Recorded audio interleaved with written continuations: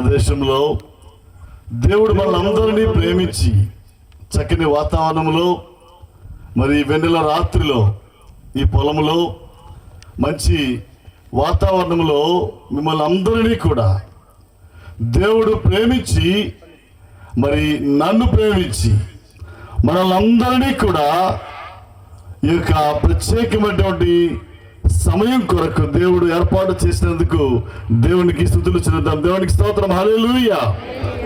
ఏంటో మరి కొన్ని చేతులు ఇంకా మీదకి లాగట్లేదు. ఎందుకురా బాబు అనుకుంటున్నాము. జాగ్రత్త సుమా. దేవుని సన్నిధిలో ఆయన కోసం వినియోగపరిచిన ప్రతి క్షణం కూడా విలువైనది అన్న సంగతి మనం మర్చిపోకూడదు. గమనించండి. మరి JK&S టీం వారు గడిచిన సంవత్సరం మరి కూటాలు జరిగించారు.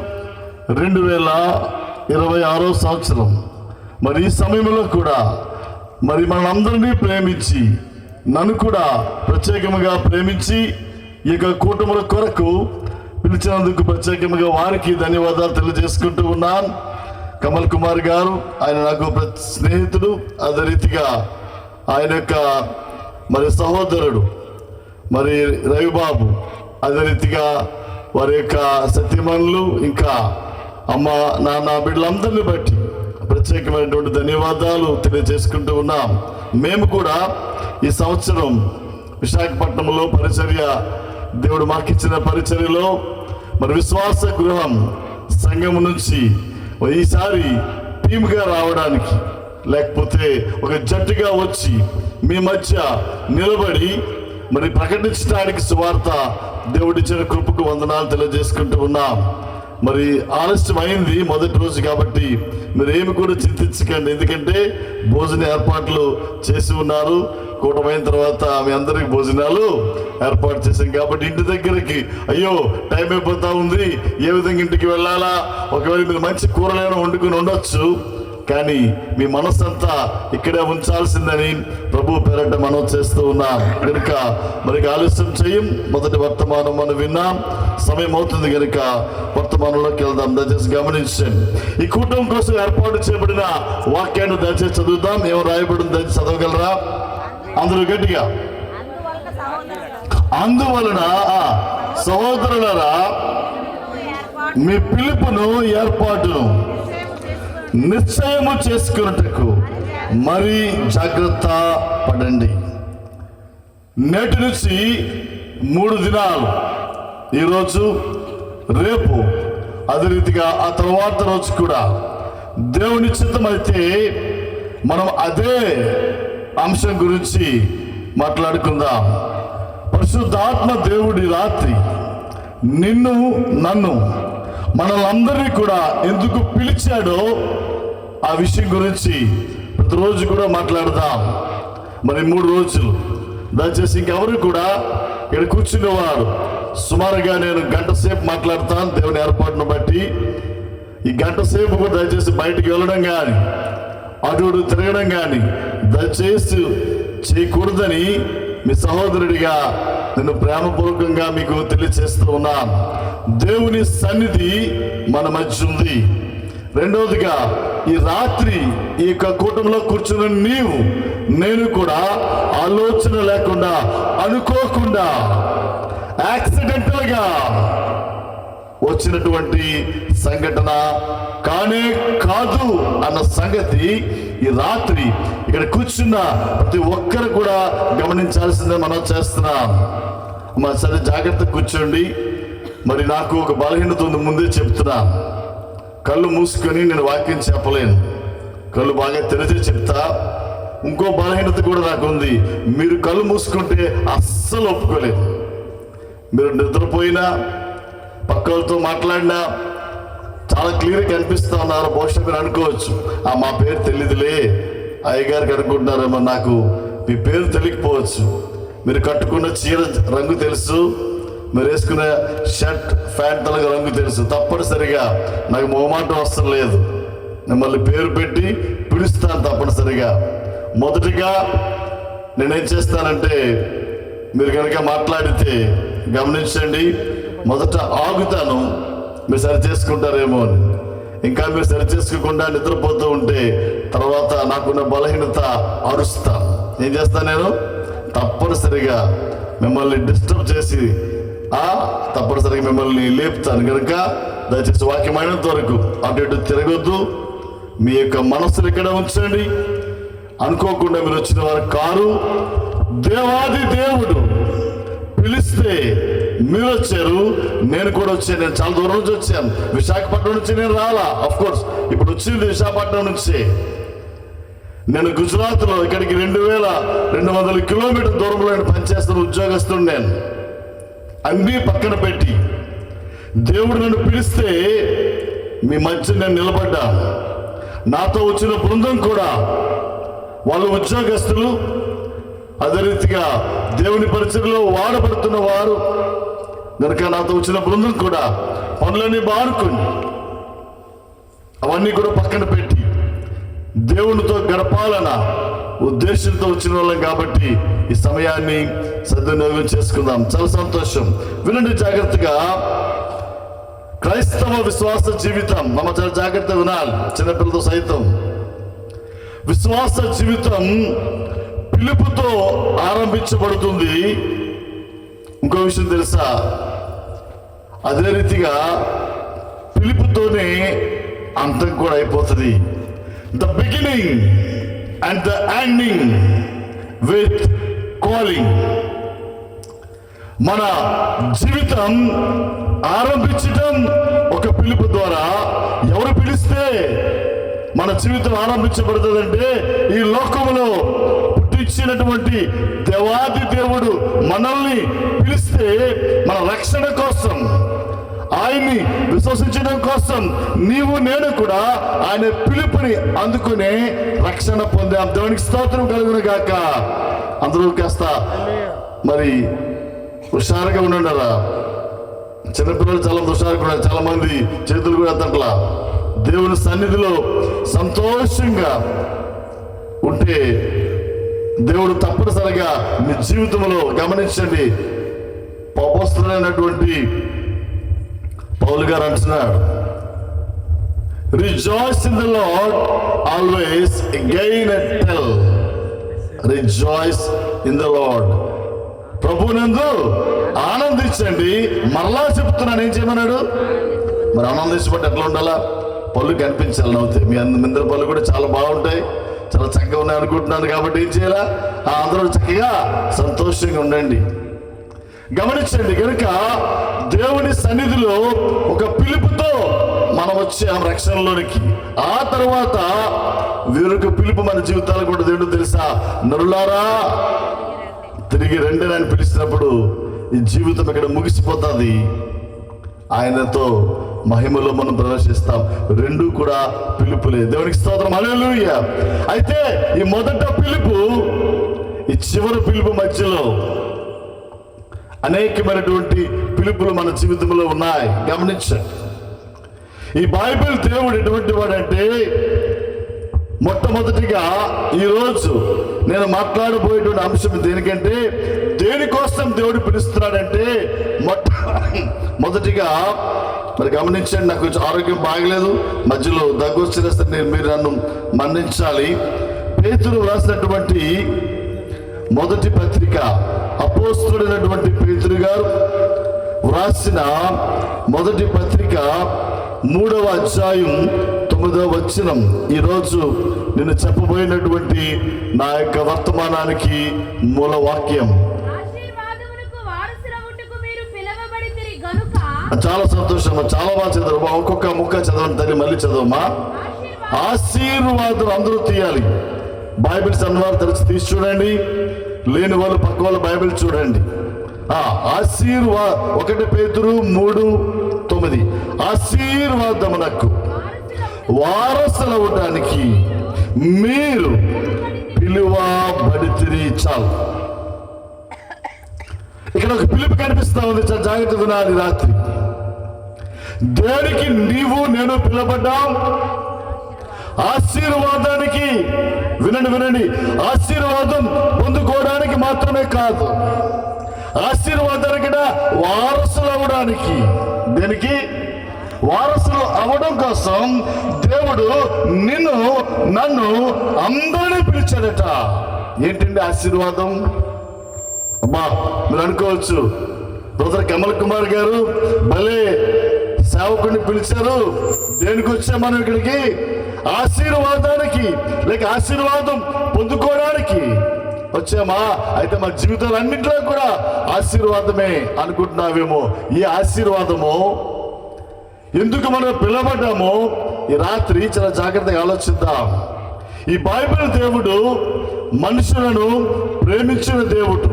వినండి, మానవుణ్ణి దేవుడు చేసిన తరువాత సృష్టిలో సమస్తాన్ని కూడా ఆయన నోటి మాటతో చేశాడు. మనిషిని తన చేతులతో చేసిన తర్వాత మనిషితో మాట్లాడాల్సిన పని దేవునికి లేదు. ఒకవేళ దేవుడు మనిషితో మాట్లాడకపోతే నీవు నాతో ఎందుకు మాట్లాడలేదు, నన్ను ఎందుకు పిలవలేదు అని మనిషి అడగలేడు ఆదాం. కానీ దేవుడు ఎంత ప్రేమ కలిగినాడంటే తయారు చేసిన మనిషి, అమ్మా ఎక్క చక్కగా బుగ్గ కింద చేయి పెట్టుకొని తల్లి ఇడ్చుటమ్మా, దయచేసి మీ బుగ్గల కింద చేతులు తీసేయండి అమ్మ, మంచోళ్ళు చాలా మంచోళ్ళు మీరా. చెప్పాను కదా, మీ బుగ్గల కింద చేతులు పెట్టుకోవడం, కళ్ళు మూయడం అటువంటివి ఇక్కడ అనుమతించబడవు. రేపు చెప్తాను కమల్ కుమార్ గారికి ఏమైనా అనుమతించబడవు. కళ్ళు మొయ్యటక్కడ అనుమతించబడదు. పర్వాలేదు, నెక్స్ట్ టైం ఆయన పిలవకపోయినా సరే, మీరు నన్ను పిలవకపోయినా నాకు మొహమాటం ఏమీ లేదు. మీరు మాత్రం కళ్ళు మూస్తే అసలు ఒప్పుకునేది లేదు. గమనించు, ఎక్కడున్నాం మనం? ఈ బైబిల్ దేవుడు ఎటువంటి వాడంటే మనిషిని చేసిన తర్వాత, వినండి మంచి మాట, మనిషితో మాట్లాడిన మొట్టమొదటి మాట ఆశీర్వాదపు మాట. దేవునికి స్తోత్రం. మానవుని చేసిన తర్వాత, ఆ యొక్క ఆదామును చేసిన తర్వాత మొట్టమొదట మాట్లాడింది ఆయన ఆజ్ఞ ఇవ్వగలడు, శాసనం చేయగలడు, వాగ్దానం ఇవ్వగలడు. విచిత్రమేటో తెలుసా, విడ్డూరమేటో తెలుసా, ఇవేవి ఆయన ఆజ్ఞ లేదు. మొట్టమొదట మనిషితో మాట్లాడింది నీవు ఆశీర్వదించబడాలని, ఆశీర్వాదపడ చెప్పట్లే కూడా దేవుని మహిమపరుద్దా.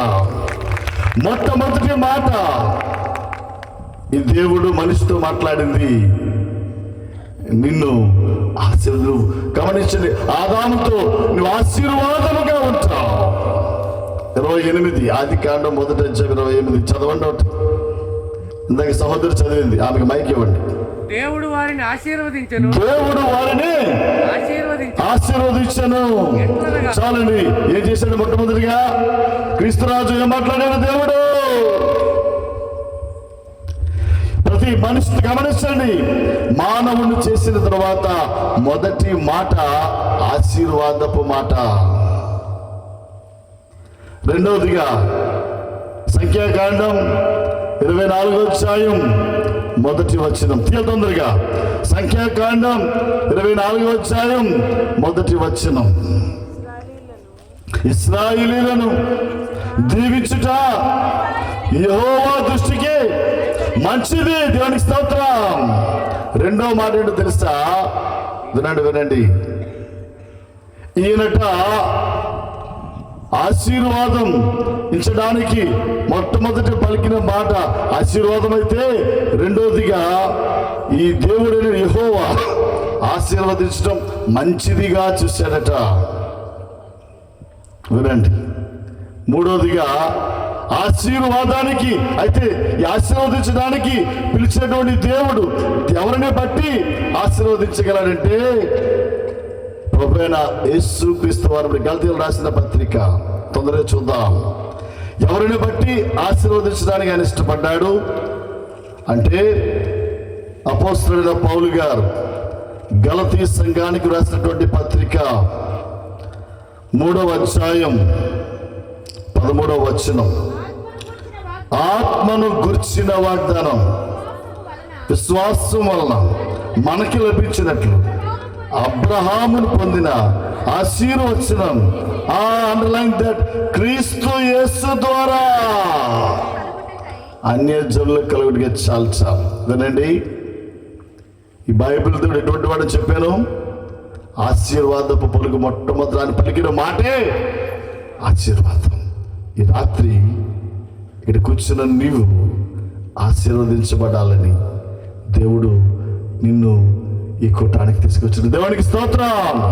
నమ్మిన వాళ్ళందరూ రెండు చేతులు బాకి దేవుడు స్తోత్రం చెల్లిద్దాం. అబ్బా, ఇక్కడ కూర్చున్న వాళ్ళు ఆశీర్వదించబడకూడదండి, నాకు ఆశీర్వాదం వద్దన్నో చేయొద్దండి. ఇప్పుడు అరే ఒక్క చేయలేగట్లా మీ అందరికి ఏం కావాలి? You want to be blessed by whom? ఎవరి ద్వారా? ఆయన ఆశీర్వాదానికి ఇష్టపడే దేవుడు.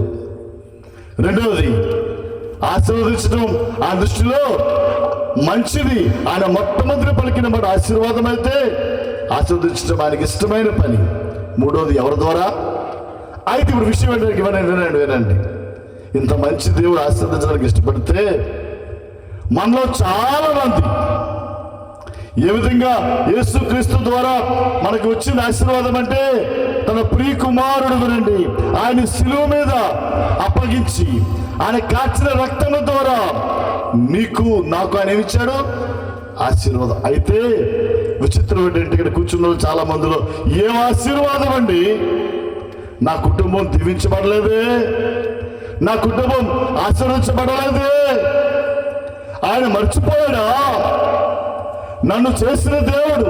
మీరేమో ఇంత గట్టిగా చెప్తున్నారు ఆశీర్వదించారని, ఆయన మర్చిపోయాడేమో, నేను ఆశీర్వదించబడలేదండి అని అంటావేమో. మర్చిపోవడానికి ఆయన అటువంటి వాడు కాదు. అది మీరు అనుకోవచ్చు, మా పక్కింటి ఆయన ఆశీర్వదించాడు, మా ఎదుటింటి ఆయన ఆశీర్వదించాడు, నా జీవితంలో ఆశీర్వాదమే లేదండి అని నువ్వు అనుకుంటుంటే నీ హృదయంలో నీకు మంచి మాట ఏంటో తెలుసా? ఈ బైబిల్ దేవుడికి మతి మరుపు లేదు. మా దయచేసి తల్లి పొయ్యిలో కర్రలు పెట్టినట్టుగా నా ముందు కాలు చాపకు తెలిసరి కూర్చోమ్మా. దచ్చా మంచి తల్లి, దేవుని సన్నిధిలో నేను నిలబడి చాలా జాగ్రత్తగా వాక్యం చెప్పాలి. ఎందుకంటే మీరు కాలు ముందు చాపితే పొయ్యిలో 2 కర్రలు పెట్టండి, నా మీద కాలు పెడితే బాగోతుంది. దయచేసి చెప్పాను కదా, నా బలహీనతలు చాలా ఉన్నాయి. మీరు సరిగ్గా కూర్చోపోయినా ఒప్పుకోను, సరిగ్గా వెనకపోయినా ఒప్పుకోను. ఎందుకంటే దేవుని సన్నిధి మనం చాలా జాగ్రత్తగా ఉండాల. మోడీ గారు వచ్చారు, ఆయన ముందు లా కాల్చాపు కూర్చుంటామా? కూర్చోం కదా, రైట్. అందుకని గొప్పడు దేవుడు. దానికి స్తోత్రం. హల్లెలూయా. 115వ కీర్తన అందరూ తీసి చూద్దాం. చెప్పాను కదా భోజన ఏర్పాట్లు ఉన్నాయని. ఇక మీరు రెండో ఆలోచించొద్దు. 115 కీర్తన తీయండి. కీర్తన 115. ఆయన మర్చిపోయాడు అనుకుంటున్నాం. 12వ చరణం చదువుదామా? అబ్బా, వెరీ గుడ్, బాగా చదువు. చెప్పండి. యెహోవా మమ్మను మర్చిపోలేదు. దేవునికి స్తోత్రం. ఏం మర్చిపోలేదు ఆయన మమ్మల్ని ఆశీర్వదించును.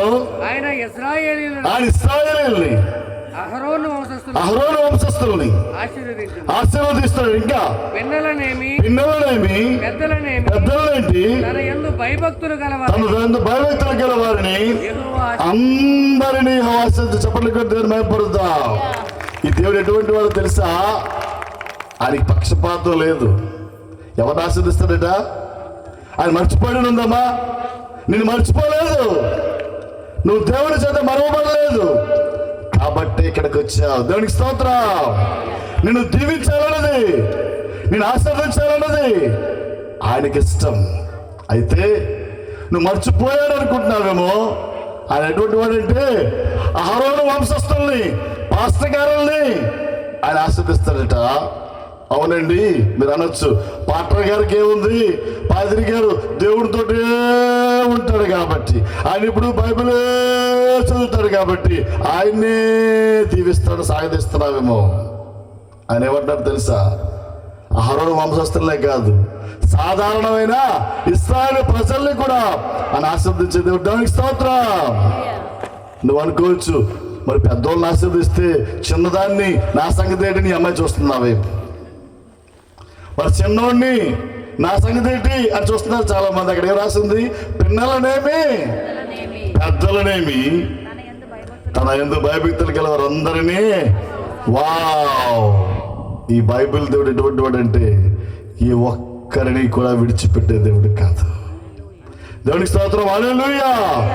అయితే ప్రశ్న ఏంటంటే, మరి ఈ ఆశీర్వాదం నేనెందుకు పొందుకోలేకపోతున్నాను? నా ఇంటిలోనికి ఎందుకు రావట్లేదు? నా కుటుంబం ఇంకా ఎందుకు దీవించబడకుండా ఉంది? నా సంఘములో ఆశీర్వాదం కనిపించట్లేదే? నా సమాజం, నా ఊరు దీవించబడలేదే? నా దేశం ఇంకా దీవించబడలేదేంటి అనుకుంటున్నా. నీకు ఈ రాత్రి దేవుని చేత దీవించబడిన, ఆశీర్వదించబడిన ఒక వ్యక్తి గురించి మీకు చెప్పి నేను ముగిస్తా. ఈ వ్యక్తిట ఒక వ్యక్తిని మీకు పరిచయం చేయాలని ఆశపడుతున్నా. ఆయన ఎలా ఆశీర్వదించాడంటే, చదవండి. ఆదికాండం 24వ అధ్యాయం 1వ వచనం.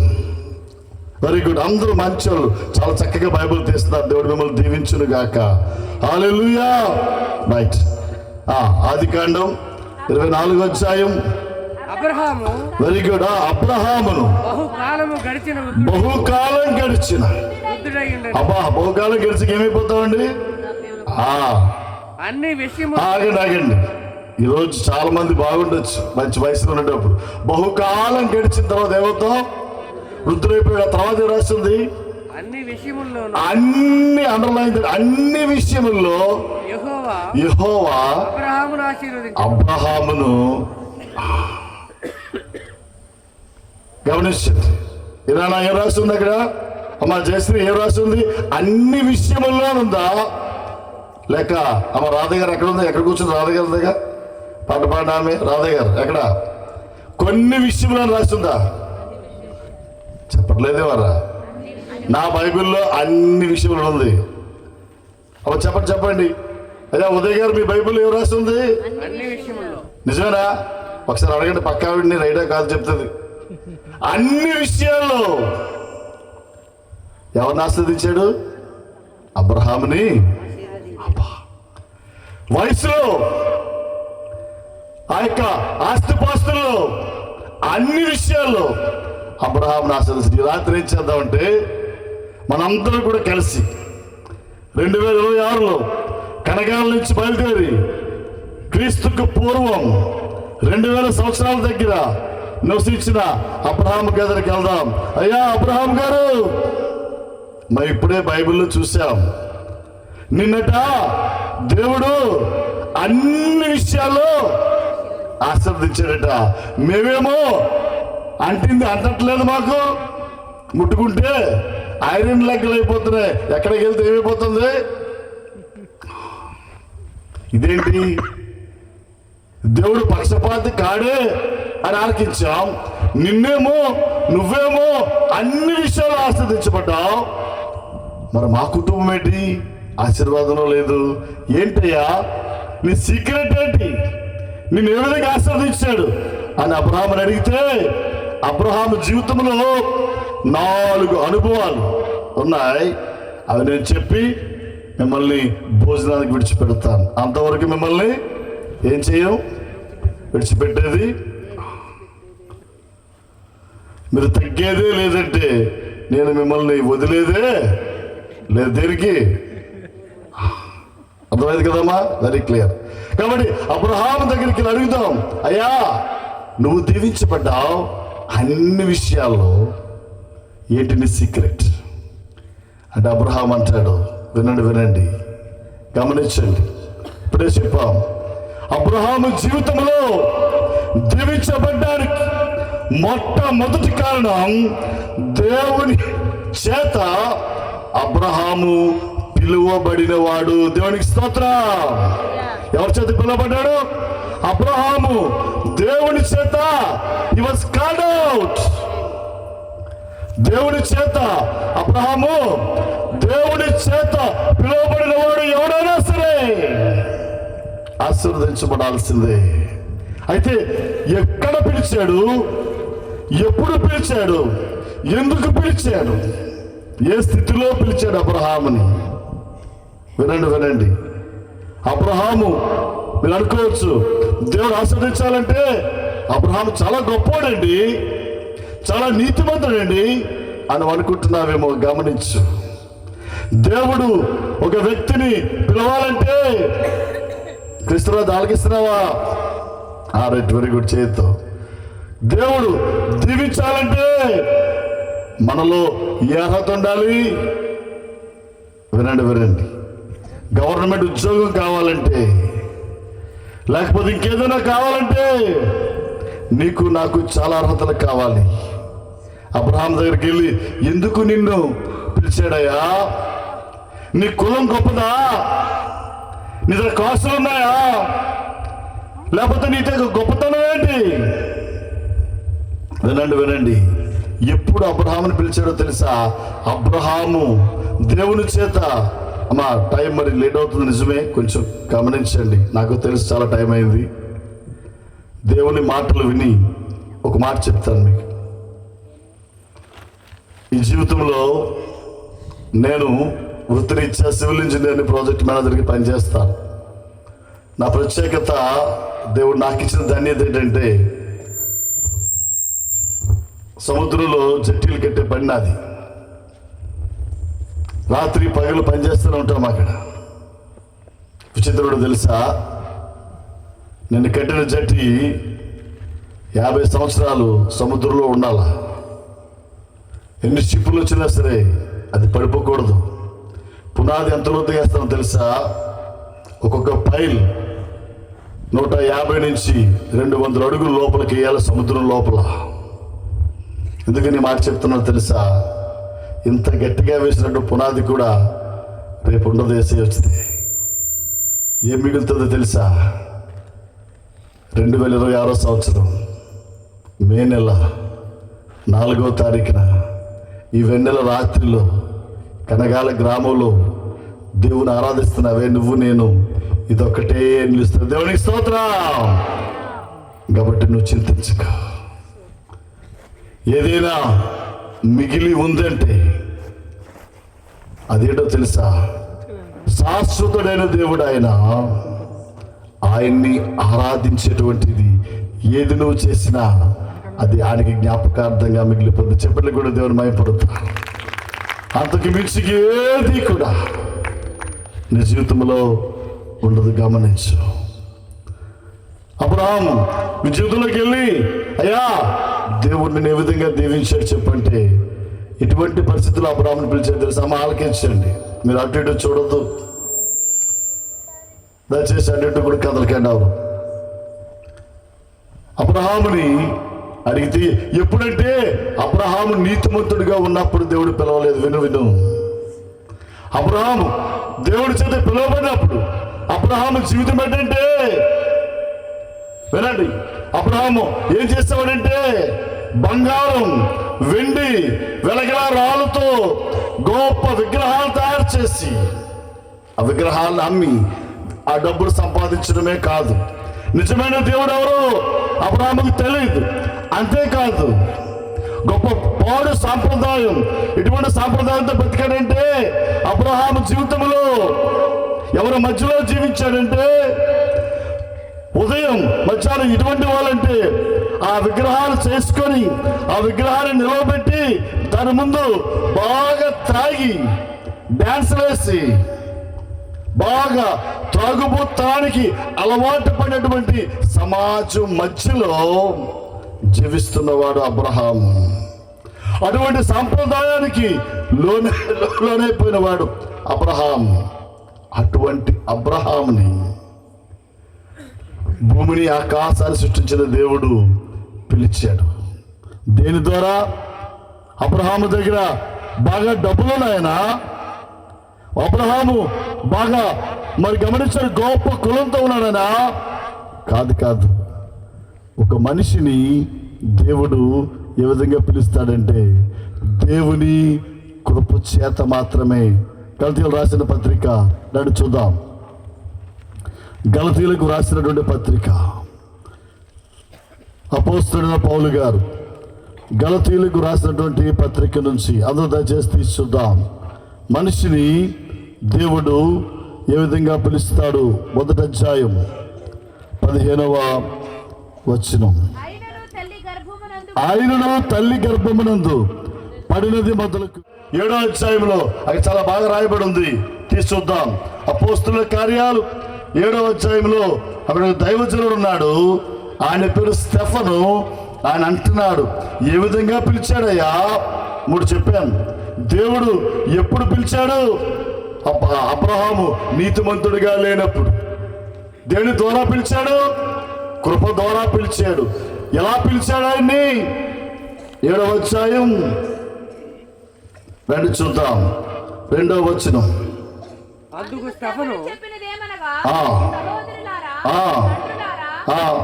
వినండి, మన పితరుడైన అబ్రహాము మునుపు మెసొపొతేమియాలో ఉన్నప్పుడు మహిమ కలిగిన దేవుడు ప్రత్యక్షమై, అండర్లైన్ దట్ వర్డ్. ఎలా పిలిచాడమ్మా? మహిమ కలిగిన దేవుడు ప్రత్యక్షతనిచ్చి అబ్రహాముని పిలుచుకున్నాడు. దేవునికి స్తోత్రం. మరి మీరు అడగొచ్చు, అయ్యా అబ్రహాముని మహిమ కలిగిన దేవుడు ప్రత్యక్షతతో పిలిస్తే నన్ను ఎలా పిలిచాడు దేవుడు? నన్ను ఎలా పిలిచాడు? నిన్ను, నన్ను, మనందరినీ కూడా ఆయన ఎలా పిలిచాడో తెలుసా? వినండి. మానవుడికి, ప్రతి మానవుడికి దేవుడిచ్చిన ఒకే ఒక పిలుపు. 2వ దశలోనికి రాసిన పత్రిక అపోస్తలుడైన పౌలు గారు, నా మాటలు కాదు సుమా, ఇవి చాలా బంగారపు కంటే విలువైన మాటలు. అపోస్తలుడైన పౌలు గారు దశలోనిక సంఘానికి వ్రాసిన 2వ పత్రిక 2వ అధ్యాయం 14వ వచనం. 2:14 తొందరగా తీయాలి.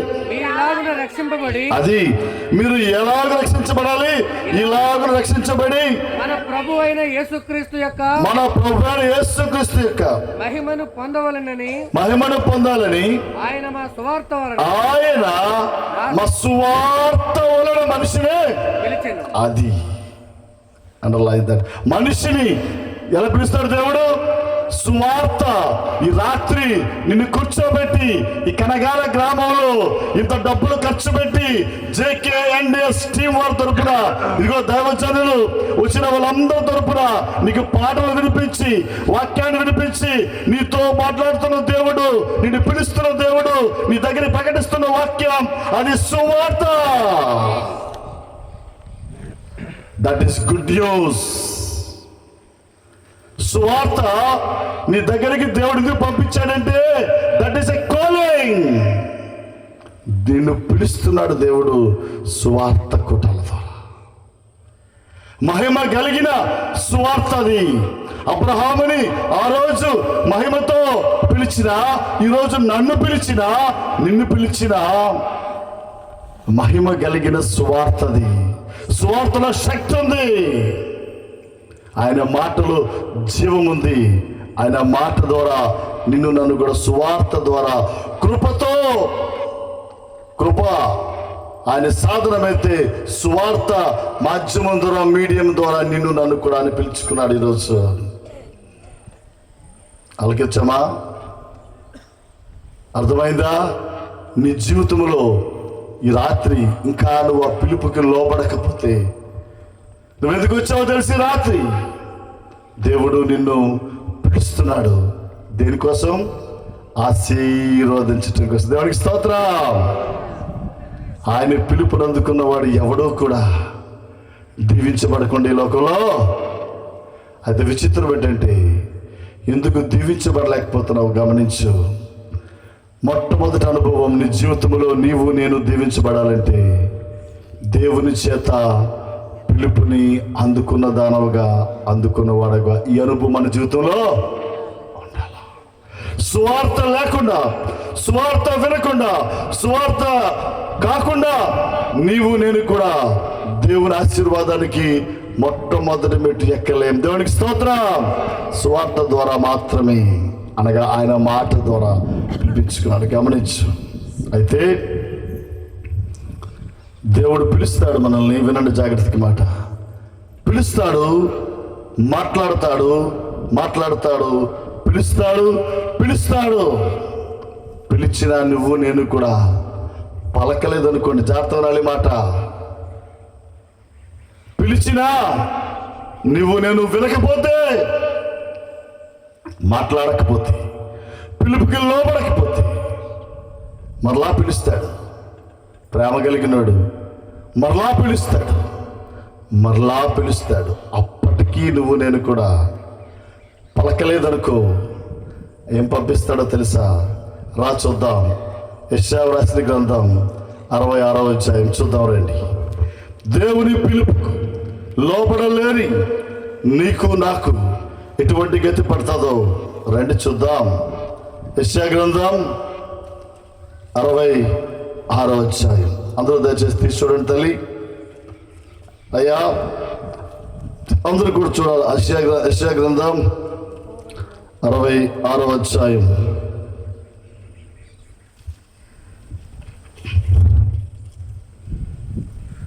నేను 4వ మాట 66:4.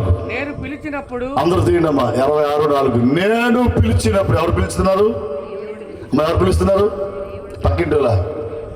ఎవరు? దేవుడు పిలిచినప్పుడు. నేను పిలిచినప్పుడు ఉత్తరం ఇచ్చేవాడు ఒకడును లేడు. అబ్బాబ్బాబ్బా, ఏంటట? ఏమివ్వట్లేదు? ఉత్తరం ఇచ్చినాడు. ఒకడును లేక దేవుడు పిలిస్తే జవాబు ఇచ్చినాడు, ఆవిడ లేడట. ఆహా, ఆయన పిలిస్తే జవాబు ఇవ్వకపోతే ఏం చేస్తాడట? విను, చదవండి. నేను మాట్లాడినప్పుడు వినువాడు ఒకడును లేకపోతే నా దృష్టికి చెడ్డమైన దాన్ని చేసి నాకు ఇష్టం కాని దాన్ని కోరుకున్నారు. అవునా? అబ్బా, వినండి.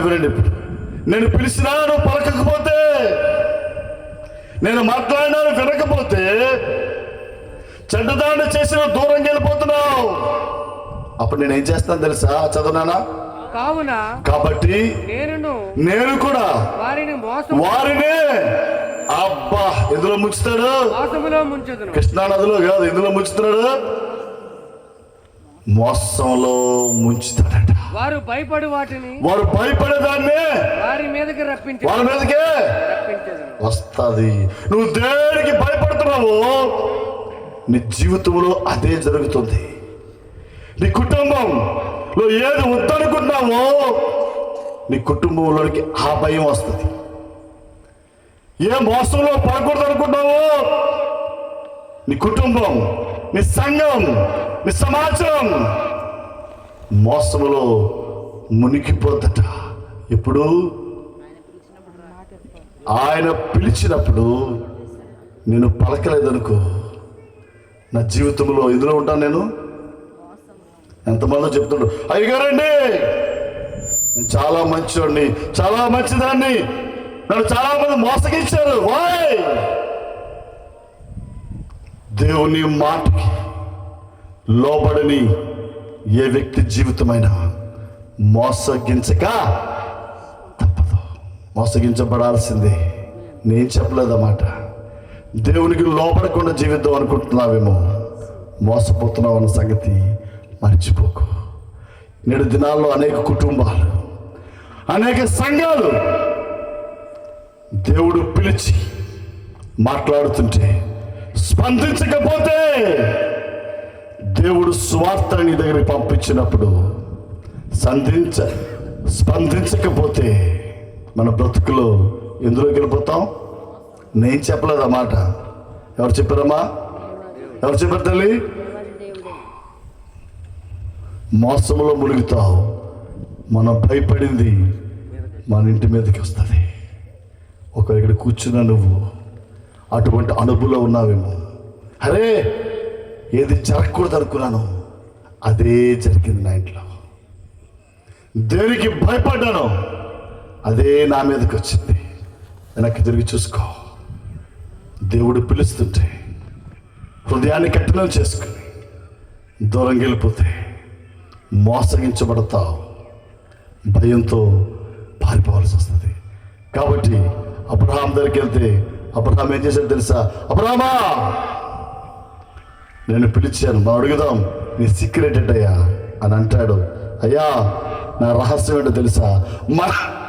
మహిమ కలిగిన దేవుడు నన్ను పిలిచినప్పుడు నేను లోబడిపోయి ఆయనకి లొంగిపోయాను. దానికి స్తోత్రం, హల్లెలూయా. చప్పట్లు కొట్టి దేవుడు మహిమపడతా. అబ్రహాము జీవితంలో ఆశీర్వాదాన్ని మొదటి మెట్టు ఏం కలిగి ఉన్నాడు?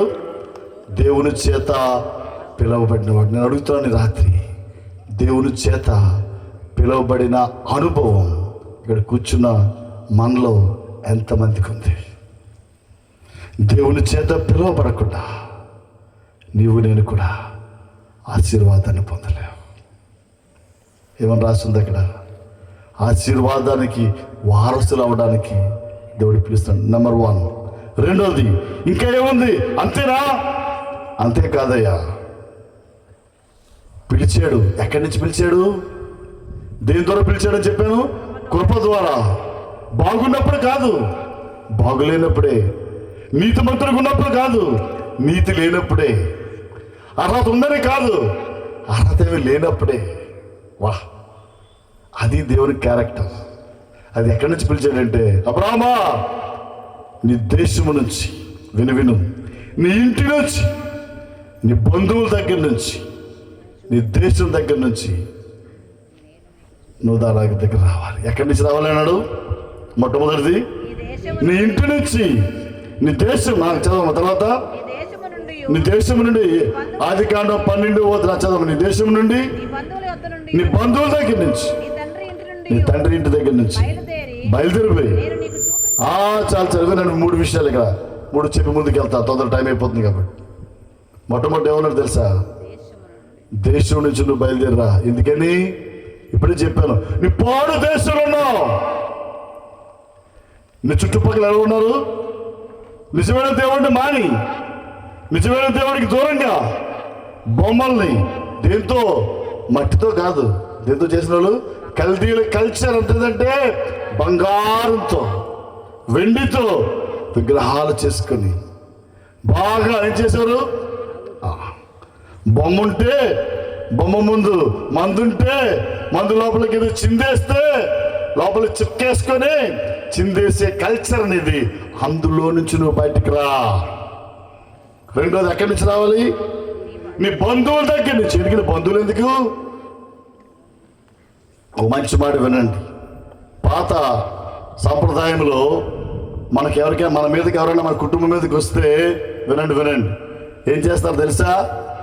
ఇప్పుడంటే మీ ఇంటి మీదకి ఎవరైనా కోపంకి వచ్చి గొడవకి వచ్చారనుకో మనం ఎక్కడికి వెళ్తాం చెప్పండి? అబ్బా, మాస్టర్ అమ్మ గారు భలే చెప్పారు. ఎక్కడికి వెళ్తాం? పోలీస్ స్టేషన్కి వెళ్తాం. కానీ అబ్రహాము దినాల్లో అమ్మో ఆలకించు మా అంటావు లేదా? కనిపిస్తారా? రైట్, ఎంత చక్కగా చెప్పొద్దు. పోలీసు తెల్లగా కనిపిస్తుంది, చాలా సంతోషం. కాబట్టి ఎక్కడ అప్పుడు ఏం లేదు, పోలీస్ స్టేషన్ లేదు. ఏముండేది తెలుసా? చిన్న మాట చెప్తున్నాను. అబ్రహాము లోతు విడిపోయారు. అబ్రహాం దగ్గర కబురు వచ్చింది, నీ బంధువుడైన లోతుని తీసుకెళ్ళిపోయాడు రాజు. అప్పుడు అబ్రహాం ఏం చేశాడు? ఇంట్లో ఎంతమంది? 318 పట్టుకొని పదా వెళ్ళి పోరాడి బంధువుల దగ్గర నుంచి. బంధువులు దేనికో తెలుసు అప్పట్లో? బలగం, దండు. నాకేంటి? అందుకని చాలా మంది అంటాం, ఒకే ఇంటి పేరు చాలా మంది ఉన్నారు అనుకోండి. మా ఇంటి పేరు ఎంతమంది ఉన్నారు? ఊర్లో సగం. కాబట్టి మా దన్ను, మా బంధువులు భద్రతనిస్తారు. దేవుడు ఎవరన్నాడు తెలుసా? అబ్రహామా, నీ బంధువులు భద్రత కాదయ్యా, నేను నీకు భద్రతగా ఉంటాను. దేవుని స్తోత్రం. నేను నీకు భద్రతగా విడిచిపెట్టురా. ఇంకేమన్నాడు తెలుసా? మరి మా నాన్న, అమ్మో అంత బాగుంది కానీ మా నాన్న విడిచిపెట్టి. ఎందుకంటే మా నాన్న దగ్గర బోల్డ్ అంతా ఆస్తుంది, స్వాస్థ్యం ఉంది. మీ నాన్న కాదు ఆస్తి, నేను నీకు స్వాస్థ్యంగా ఉంటాను. దేవుని స్తోత్రం. నేనే నీకు ఆస్తి. వా, వస్తావా? అబ్రహాం ఎంత మంచోడంటే, ప్రభువా నువ్వు నాకు ఆస్తిగా ఉంటే నాకు లేనిదేటి, నువ్వు నాకు భద్రతగా ఉంటే నాకు బంధువులు ఎందుకయ్యా? ఈ పాడు సాంప్రదాయంలో నుంచి నేను బయటకు వస్తాను. రెండో మాట వినండి. సృష్టిని సృష్టించిన దేవుడు మొట్టమొదటిగా ఏం పలికాడని చెప్పాను? ఆశీర్వాదం పలికిన తర్వాత ఈ బైబిల్ దేవుడు వేరుపరిచే దేవుడు. దేవుడికి స్తోత్రం. వెలుగుని చీకటి నుంచి, భూమిని జలాల నుంచి, జాగ్రత్త జాగ్రత్త వినుసుమా, నిన్ను నన్ను కూడా మనం ఎక్కడి నుంచి వేరుపరచబడాలంటే లోకము నుంచి, లోక మర్యాద నుంచి, లోక మాలిన్యం నుంచి, లోక ఆశల నుంచి, లోకలో పోకడల నుంచి నీవు నేను కూడా వేరు చేయబడకపోతే మన జీవితంలో ఆశీర్వాదం అన్నదే. అబ్రహాము తనకి జీవితంతో రెండో సీక్రెట్ ఏంటంటే, మొట్టమొదటి సీక్రెట్ ఏం చెప్పానమ్మా? చెప్పాలి. ఏం వినట్లేదు కదా, భోజనాలు రెడీగా ఉన్నాయి, తొందర పడకండి. చెప్పండి. దేనికి? మొట్టమొదటిగా దేవుని పిలుపు అందుకున్నాడు అబ్రహాము. రెండోది ఏం చేశాడు? దేవుని కోసం ప్రత్యేకించబడినాడు, వేరు చేయబడినవాడు. వేరు చేయబడకుండా నీ జీవితంలో ఆశీర్వాదం రాదు.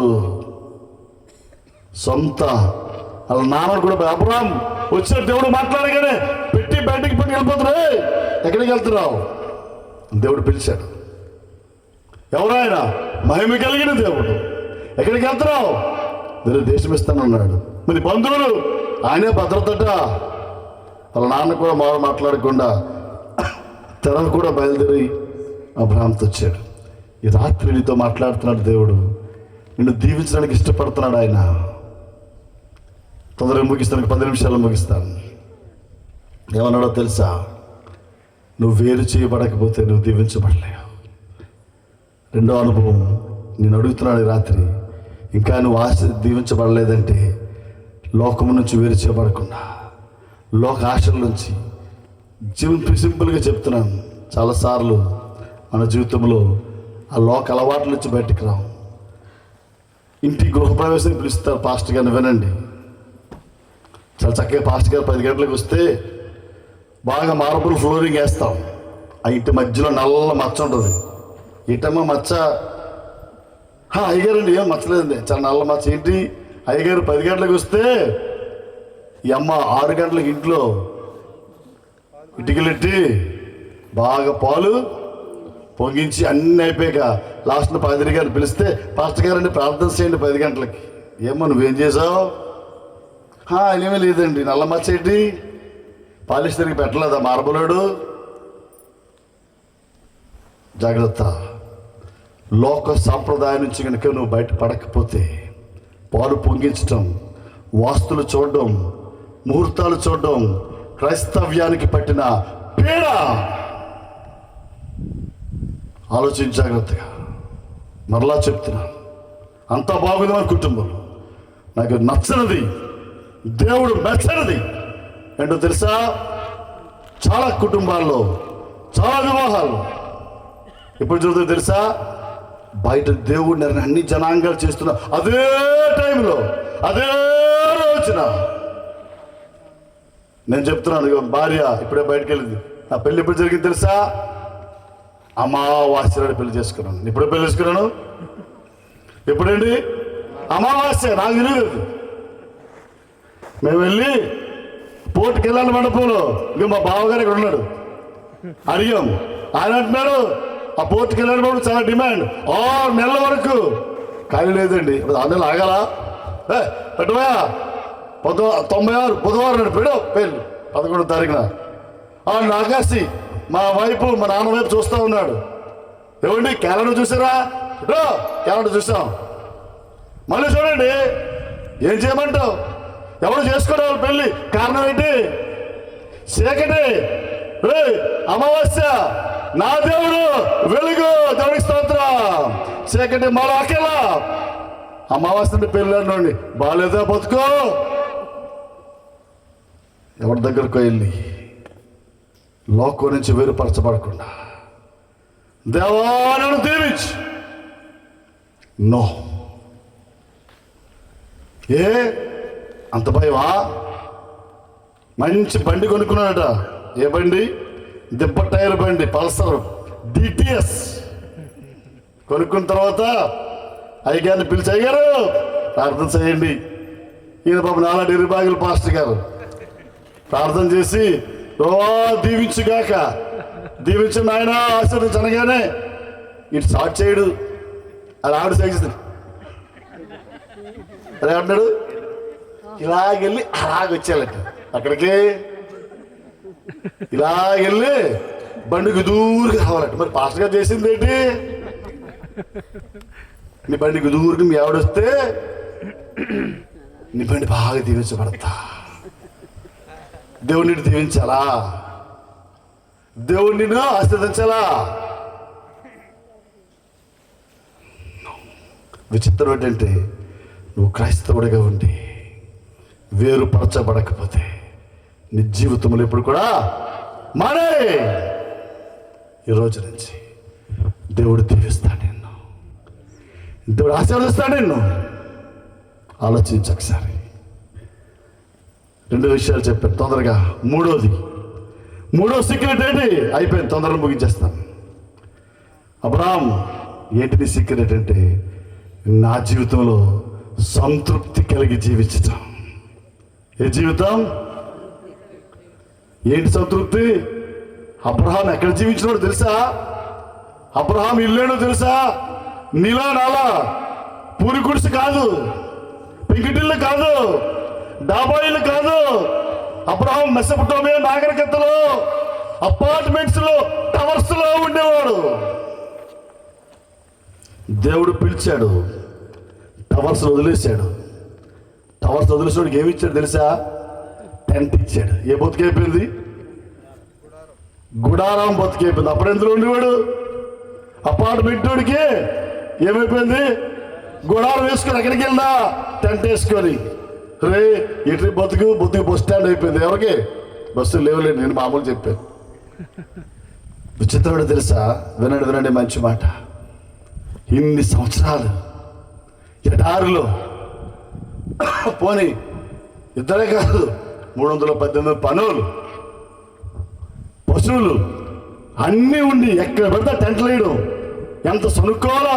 ஒரு బాబు ఏటి బతుకు చక్కగా టవర్లో ఉండేవాడు, ఎన్నో అంతస్తుల్లో ఉండు. నాకేంటి ఈ గుడారంలోకి నా బతుకని ఒక్కరోజు కూడా దేవుని మీద సరిగినోడు కాదు అబ్రహాం. దేవునికి స్తోత్రం. సంతృప్తితో జీవించాడు. పాట ఉంది కదా, టైం లేదు, పాడదాం, రేపు పాడదాం. ఏమున్నా లేకపోయినా, ఏం కలిగున్నా లేకపోయినా, ఏమున్నా లోపల సంతృప్తి అనేది. అబ్రహాము తనకు 3వ సీక్రెట్ ఏంటో తెలుసా? దేవుడు, వినండి, సంతృప్తి అనేది నీలో ఉంటే మంచి మాట నీ హృదయంలోంచి స్తుతి వస్తుంది. సంతృప్తి లేకపోతే లోపల, వినండి, సనుగుడు గొనుగుడు. ఎలాగుంటుందంటే మన పరిస్థితి. మన అయ్యగారు, చాలామంది అయ్యగారు ఎలా ఉంటుంది పరిస్థితి. పాస్టర్ గారు జనరల్ చెప్తున్నాను. ఒకసారి నాలాంటి వారు కూర్చుంటే అలా ఆవిడ తీసుకొని వచ్చి రోజు వండిన వంటతో పాటుగా కాకుండా వేరే కొత్తగా గోంగూర పచ్చడు లేదా గోంగూర రొయ్యలో ఉండే ప్రత్యేక కూర అంటే పెట్టింది. చూసండి, ఏంటి తింటా ఉన్నాడు ఈయన. వినండి, అయిపోయింది, వెళ్ళిపోదురు. తింటుంటే, ఏంటి కూర కొత్తగా ఉంది, ఏంటి నువ్వు వండింది కాదే? అవునండి, నేను వండింది కాదు. ఎక్కడిది? పక్కింటి పాపాయమ్మ ఇచ్చింది. ఏం చేసింది ఎవరు? పాపాయమ్మ. మొత్తం ఊడ్చుకొని కనీసం ఆవిడికి తింటా వరకు అనుకోని మొత్తం లాగించేసి తినేసింది. కాకుండా నీ ముఖానికి ఎప్పుడేం ఇలాంటిది ఉండేవేటి? ఇన్ని రోజుల నుంచి పక్కింటి పాపాయమ్మ వండితే తిన్నావా? ఇటువంటి మనుషులు భర్తలు చాలా మంది అయితే, అబ్బా నిజమేనండి బాబు అని అనుకుంటారు. వస్తే ఇటువంటి వాళ్ళు మీ గురించి కూడా చెప్తాను. ఈయన అంటుంది ఈవిడ, ఏమండి ఎందుకండి మీరు, అదిగో ఎదురింటి సుబ్బారావు గారు పెద్ద టీవీ కొన్నాడు, నువ్వు ఉన్నావు ఎందుకు డొక్కు టీవీ కొని ఇక్కడ? ఏం లేదు లోపల. ఎప్పుడు సంతృప్తి ఉంటుందో తెలుసా? విని మంచి మాట, పక్కోడితో నువ్వు పోలిక పెట్టుకుంటే ఈ బ్రతుకులో, నా బ్రతుకులో అసంతృప్తి. వినో మంచి మాట. దేవుడు సునీల్ని సునీల్లాగా చేశాడు, సారోష్ని సారోష్లాగా చేశాడు, ఉదయ్ కుమార్ని ఉదయ్ కుమార్లా చేశాడు, రవిని రవిలాగా చేశాడు. దేవుడు ఎంత గొప్పవాడో తెలుసా? నేను నీలాగే చేశాడు, నువ్వు ఇంకోలాగా అవడానికి ప్రయత్నించుకో. ఎందుకది? దేవుడు నిన్ను ప్రేమించి తృప్తితో నింపితే నేను నాలాగే జీవించడానికి మంచిది. అప్పుడు నా బతుకెప్పుడు కూడా వీడంటాడు, పిల్లలు తొక్కుతున్నారా, ఒరే నువ్వు 10th క్లాస్ పాస్ అయ్యావు కదా, పోనీ నీకేది కొంటానరా, మన బతుకు ఎందుకులే, ఆ స్కూటీ తీసుకోరా, పోనీ లేదా హీరో లేకపోతే ఏంటి యాక్టివ్ అంటే సాల్లే కొన్నావు. కానీ చూడు మా ఫ్రెండ్ వాళ్ళ నాన్న పెద్ద డిటిఎస్ పల్సర్ ఏదట పెద్ద దెబ్బ టైర్ బండి కావాలా, అదిగో హజరుద్దీన్ నా కొడుకు కొన్నాడు. ఏమైంది? హైదరాబాద్లో రేసులో అట్టబడిపోయి ఎక్కడ ఆ రోడ్డు మీద అట్లా తీసుకెళ్ళి గోకారు దిగడానికి. ఏ దేవుడు ఏమిస్తే దాంతో సంతృప్తి ఎందుకు లేదు? ఎవరినో చూసి వద్దు, అబ్రహాం దగ్గర అడుగుతాం, అబ్రహామా ఏంటి నిన్ను ఆస్వాదించడానికి ఆస్వాదించబడ్డ అన్ని విషయాల్లో కారణం ఏంటో తెలుసా? నాకు సంతృప్తి ఉందయా, నా దేవుడి నా సంతృప్తి. దేవుడికి స్తోత్రం. సనుగుడు లేకుండా నువ్వు బతికితే దేవుడు నిన్ను ఆస్వాదిస్తాడు. చివరిగా చెప్పి ముగించిన అయిపోయింది. 4వది ఏంటి? అసాధారణమైనటువంటి విధేయత. చెప్పి ముగిస్తాను. అబ్రహాములో ఎలాంటి విధేయత ఉందో తెలుసా? అసాధారణమైన విధేయత. It's a difficult obedience. ఏంటి? ఈ లోపల మీరు కావాలంటే భోజనం ఏర్పాటు చేసుకున్నాను కన్వీనర్ సార్ నుండి. అసాధారణమైన ఆ యొక్క విధేయత ఏంటి? దేవుడు చెప్పాడు సొంత ఇంటిని వినండి మాట. అనేక సంవత్సరాల నుంచి ఉన్నాడు కల్దీయుల దేశంలో, టవర్స్ అని విడిచిపెట్టి వేరే దేశానికి రమ్మన్నాడు. కల్దీయుల దేశానికి నుంచి విడిచిపెట్టి కనాన్ దేశానికి వచ్చాడు. వినండి. హే అబ్రహాం, ఇదంతా నీదే, నువ్వు తిరగబోయి అంటే వినండి. గుడారాలు వేసుకొని వాళ్ళందరి మధ్యలో వాళ్ళు చూస్తారు, రే ఎవరు రేడు కొత్త ముఖం ఒకడు కాదు, వీడితో పాటు ఎంతమంది వచ్చారు పాలేరు, అందరూ వచ్చి ఏమంటుంది ఎందుకు తిరుగుతున్నావు? వినండి. ఈ దేశం ఉంది అది అంటున్నాడు, నా దేశం. ఏమన్నాడు? ఎవరిది? కనాన్ దేశంలో కొన్ని సంవత్సరాలు తింటే ఆ దగ్గరికి వెళ్ళి ఇదిగో ఈ దేశం నాది ఇలాంటి పిచ్చా ఎవరు చెప్పాడు? నా దేవుడు చెప్పాడు. మనం పక్కింటికి వెళ్ళి ముక్కు ముఖం తెలియని ఊర్లోకి వెళ్ళి వాళ్ళ పక్కింటి ఇంటి దగ్గరికి వెళ్ళిగో ఈ ఊరు నాదంటే ఒప్పుకున్నాడా? పిల్లకి పట్టుకొని అసలు మాట్లాడడానికే భయం. అసాధారణ విధేయత. దేవుడు చెప్పాడు నాది. రెండవది ఎటువంటి విధేయత తెలుసా? డిలేలెస్ ఒబీడియన్స్. ఆలస్యము లేని విధేయత. అబ్రహాంతో చెప్పాడు, అబ్రహామా 13 ఏళ్ళ నుంచి ఆడుకుంటున్నాను నీ కొడుకుతో, ఇస్మాయిల్ పంపించాయి, హాగర్ని విడిచిపెట్టాయి. అయ్యో ప్రభువా, ఎంతో కొంత కోపం చేశాను, రోజు ఇస్మాయిల్తో ఆడుకుంటున్నానయ్యా, నాకు ఇస్సాక్ ఇంకా పుట్టలేదు, అప్పటికి ఏం చేద్దాం? సారీ ఇస్సాక్ పుట్టాడు. ఆ పరిస్థితి ఎటువంటిదో తెలుసా? పెద్ద కొడుకయ్యా, నేను చాలా సంవత్సరాలుగా ఆడుకుని ప్రేమించిన కొడుకు విడిచిపెట్టే అంటే మారు మాట్లాడలేదు, గుండె పిండేస్తుంది. హాగర్ దగ్గరికి వచ్చాడు, ఏడుస్తుంది హాగరు, నీళ్ళ బుడ్డి ఇచ్చాడు, వెళ్ళిపో. చెప్పగలరా ఎవరైనా సరే? ఆలస్యమే లేనటువంటి, అందుకని భక్తి ఏమిటో తెలుసా? డిసొబీడియన్స్ అంటే మీటింగ్ ఏంటో తెలుసా? Meaning delayed obedience is nothing but disobedience. ఆలస్యంగా దేవునికి విధేయత చూపించడమే అవిధేయత. మూడోది డిలైటెడ్ ఒబీడియన్స్, ఆరాధనాపూర్వకమైన ఒబీడియన్స్. అది దేవుడు అబ్బురపరిచే ఒబీడియన్స్. అది కానీ ఎవరండి? ఇస్మాయిల్ లేడు, హాగర్ లేదు, నీకు ఒక్కడే కొడుకున్నాడే. ఎవరి పేరేంటి? ఇస్సాకు. ఇస్సాకు. నా దగ్గర తీసుకొచ్చి నువ్వేం చేయాలా? పెంచాలా?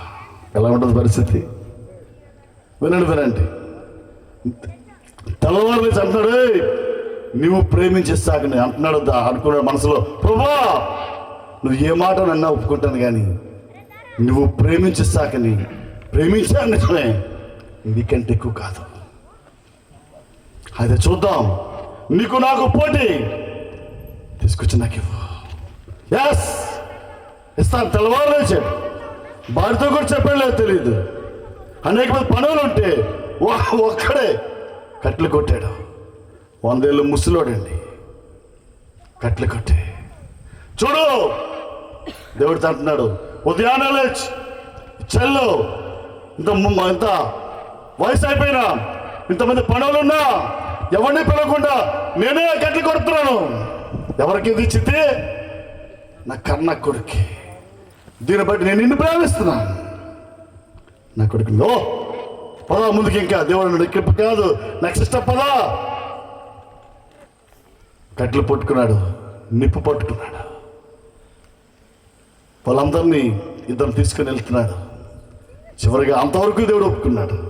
ఆ తర్వాత ఇస్సాకుని చిన్న పీట చేసే దేవుడు, ఇస్సాకు అంతవరకు ఒప్పుకున్నాడు. దేవుడు చూస్తున్నాడు, అంతవరకు నిగ్రహం పట్టగలిగాడేమో.